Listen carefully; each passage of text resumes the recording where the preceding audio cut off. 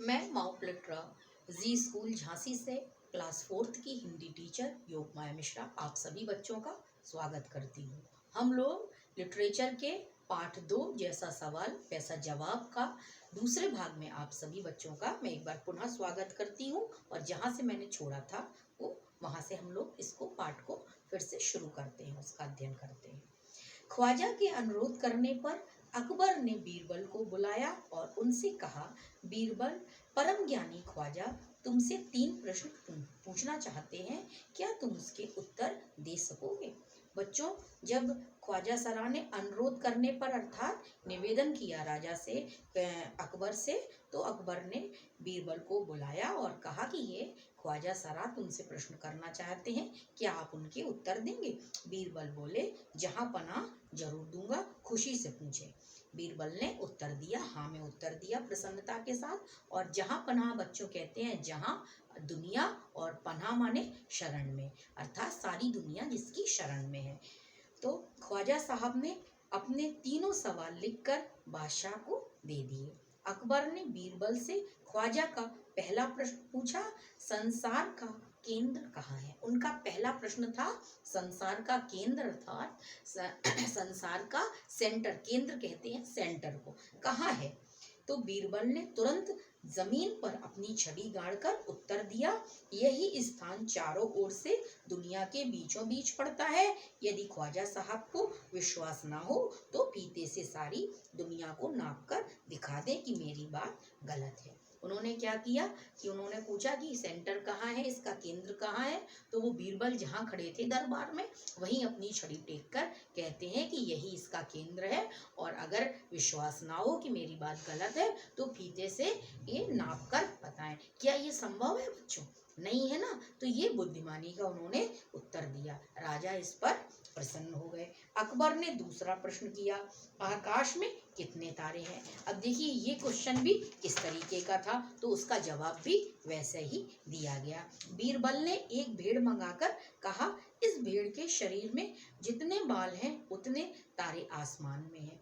एक शीप को, एक भेड़ को दरबार में उन्होंने खड़ा किया और कहा, बच्चों कि आप इनके बाल गिनिए, जितने इनके बाल हैं भेड़ के शरीर में उतने ही आकाश में तारे हैं। ख्वाजा साहब को इसमें संदेह हो तो बाल को गिनकर तारों की संख्या की तुलना कर लें। और उन्होंने राजा से कहा कि अगर मेरी बात गलत है तो ये तारे कितने हैं ये जानने के लिए भेड़ के शरीर के बालों की गिनती कर लें। तो बच्चों, क्या भेड़ के शरीर की बालों की गिनती की जा सकती है? नहीं की जा सकती। इस पर भी ख्वाजा सरा कोई जवाब, कोई प्रतिक्रिया, कोई रिएक्शन नहीं दे पाते हैं। बीरबल ने कहा, जहाँ पना।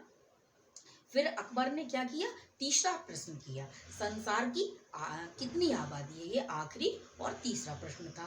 बीरबल ने कहा, जहाँ पना, संसार की आबादी तो पल पल घटती बढ़ती रहती है, क्योंकि पल पल लोगों का मरना जीना लगा ही रहता है। इसीलिए यदि लोगों को एक जगह इकट्ठा किया जाए तभी उनको गिनकर ठीक ठाक संख्या बताई जा सकती है। बादशाह तो बीरबल के उत्तरों से संतुष्ट हो गया, लेकिन ख्वाजा साहब नाक भौं सिकोड़ कर बोले, ऐसे गोलमोल जवाबों से काम नहीं चलेगा जनाब।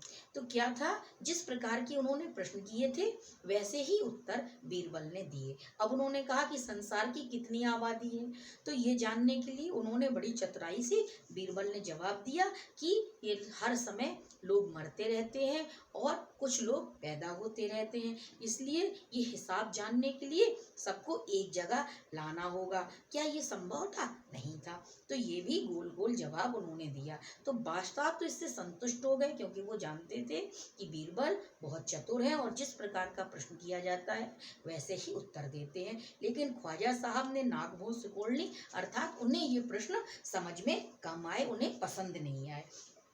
बीरबल बोले, ऐसे जवाबों के, ऐसे सवालों के ऐसे ही जवाब होते हैं, पहले मेरे जवाबों को गलत साबित करिए तब आगे बढ़िए। ख्वाजा साहब से कुछ बोलते नहीं बना और वो चुप होकर रह गए। तो ये बच्चों हमारा ये जो पाठ 2 का जैसा सवाल वैसा जवाब था, ये हमारा समाप्त हो गया है। और इसमें चतुराई के द्वारा इन्होंने अपने को एक बार पुनः सब दरबारियों के आगे श्रेष्ठ साबित कर लिया। ये देखिए, जैसा सवाल वैसा जवाब के कुछ बच्चों कठिन शब्द हैं। बादशाह कहते हैं राजा को, मुसीबत कहते हैं कठिन समय को या कठिनाई को, अभिमान कहते हैं घमंड को, मुश्किल कहते हैं कठिन को, संतोषजनक यानी कि सही, अनुरोध माने आग्रह करना या निवेदन करना, और जहां पना माने बादशाह।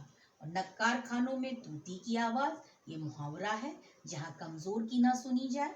तूती बोलना माने प्रभाव होना, छक्के छूट जाना माने मुश्किल में पड़ जाना, दिमाग की गहराई नाप लेना अर्थात अक्लमंदी का पता लगा लेना। बच्चों, इसके दूसरे भाग में मतलब आखिरी भाग में हम लोग इसके अभ्यासकार और प्रश्नोत्तरों के बारे में अध्ययन करेंगे। धन्यवाद।